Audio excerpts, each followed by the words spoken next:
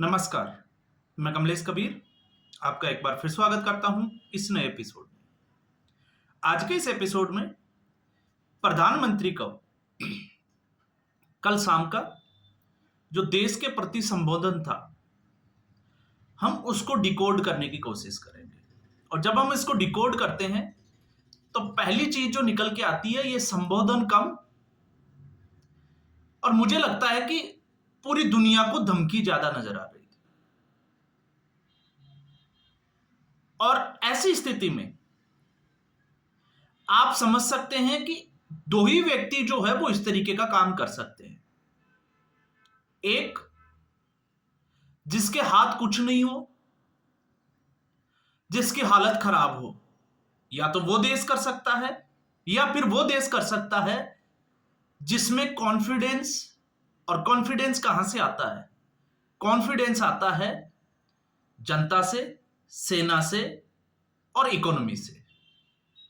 तो दो ही जो है वो व्यक्ति या दो ही देश जो है वो इस तरीके का साहस कर सकते हैं। अब ऐसा मैं क्यों कह रहा हूं? क्योंकि पाकिस्तान जब धमकी देने की बात करता है तो उसकी मजबूरी आप समझ सकते हैं, क्योंकि उसके पास खोने के लिए कुछ नहीं है। वो बर्बादी के उस रास्ते पर खड़ा है जहां उसको कुछ नजर नहीं आता। और दूसरा, जब हम भारत की बात करते हैं तो भारत इकोनॉमी में आपको पता है लगातार ग्रोथ कर रहा है। इसके अलावा जहां हम पॉलिटिकल उसकी करते हैं बात, पॉलिटिक्स की, तो एक स्टेबल सरकार जो है वो भारत में चलती है। उल्टा पाकिस्तान में इसके हालात देख सकते हैं, क्योंकि इमरान खान तो अभी भी जेल में बंद है।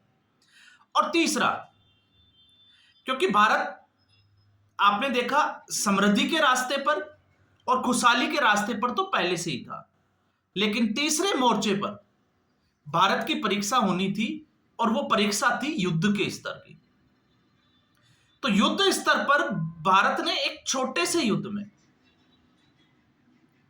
क्या हासिल किया, ये मैंने प्रधानमंत्री नरेंद्र मोदी का भाषण संबोधन कल था।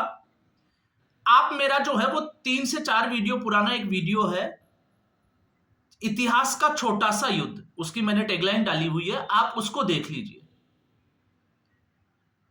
उसमें आपको बहुत सारी सिमिलरिटी जो है वो जरूर नजर आएगी।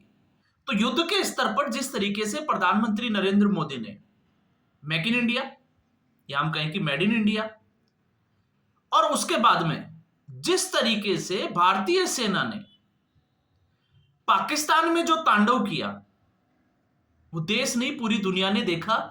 तो ये कॉन्फिडेंस जो है वो यहां से आता है।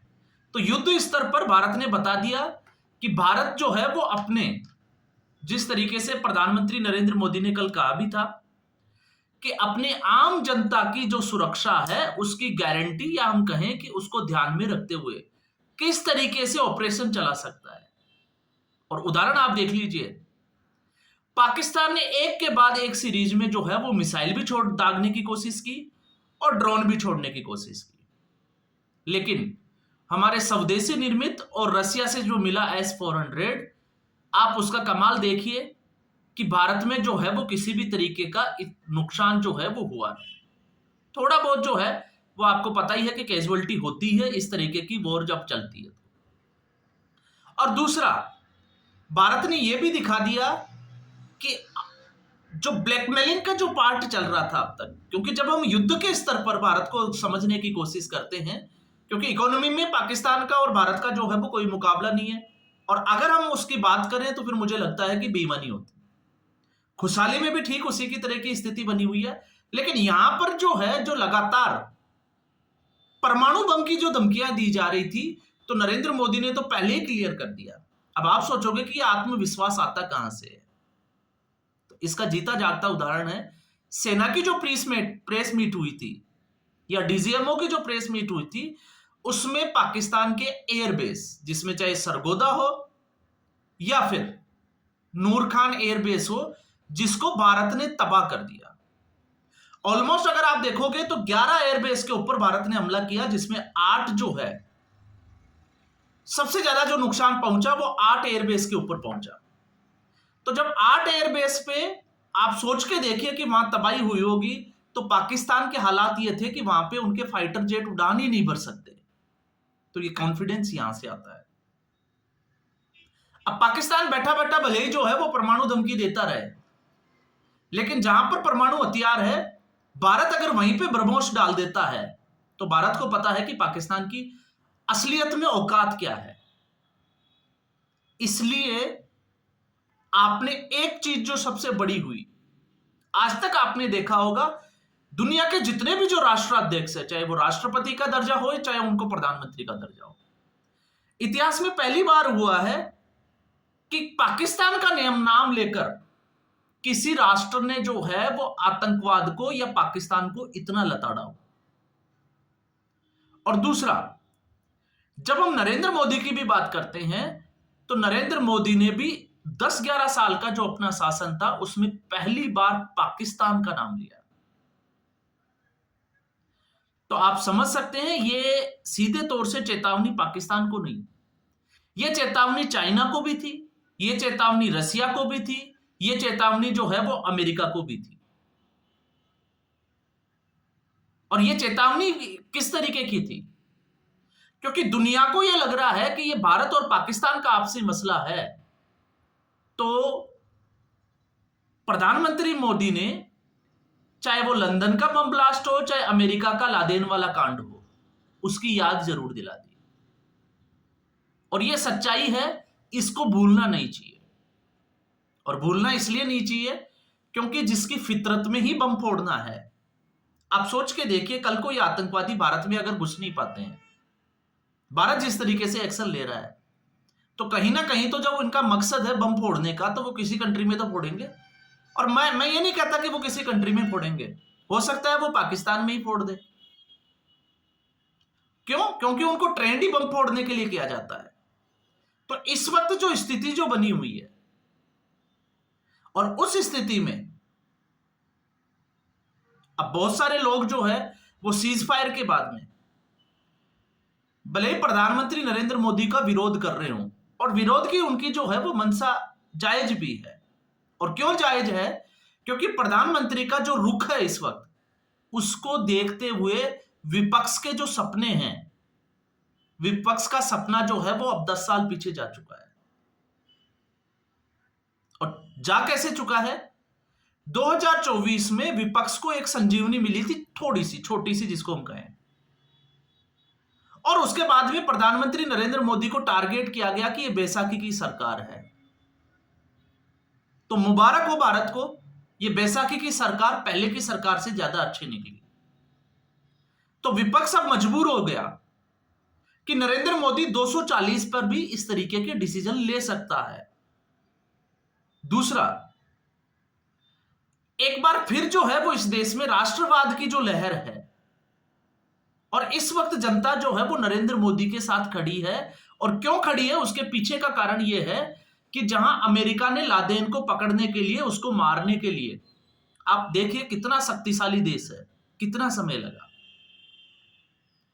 और जब प्रधानमंत्री नरेंद्र मोदी, आपने देखा होगा 2014 के बाद में, चाहे वो उरी सर्जिकल स्ट्राइक हो, अटैक के बाद में, पुलवामा अटैक के बाद में बालाकोट का एयर स्ट्राइक हो, और जिस तरीके से पहलगाम के बाद में बहावलपुर और मुरीदके का एयर स्ट्राइक हो, कितना समय लगा? 10 से 15 दिन। तो इतने कम समय में इतनी बड़ी रणनीति तैयार करना, इतना जो है वो तैयारी के साथ और इतना एक्यूरेसी के साथ में, मुझे नहीं लगता शायद पूरी दुनिया में ऐसा कोई मिशन चलता होगा। और ये मोदी ने जो है वो करके दिखाया है। और जब हम इसके आगे बढ़ते हैं, तो इतना ही नहीं, जिन लोगों को यह लग रहा था कि अब सीज फायर हो गया और शायद मोदी जो है वो पानी छोड़ देगा, तो नरेंद्र मोदी ने तो यह भी कह दिया कि पानी और खून एक साथ नहीं बह सकते। मतलब इरादा साफ है कि पाकिस्तान को अब पानी नहीं दिया जाएगा। तो जिन लोगों की अभी गलतफहमियां चल रही है, वो अपनी गलतफहमियों को प्रधानमंत्री नरेंद्र मोदी के इस संबोधन से नहीं, मैं कहता हूं इस चेतावनी से जो है वो दूर कर सकते हैं। और फिर उसके बाद में, क्योंकि ये अटकलें जो है वो लगाए जाते हैं, और अटकलें इसलिए लगाई जाती है क्योंकि अनुभव होता है। इन लोगों को लगता है कि पहले की जो सरकारें थी, नरेंद्र मोदी भी शायद वैसे ही होंगे, लेकिन ऐसा कुछ हुआ नहीं।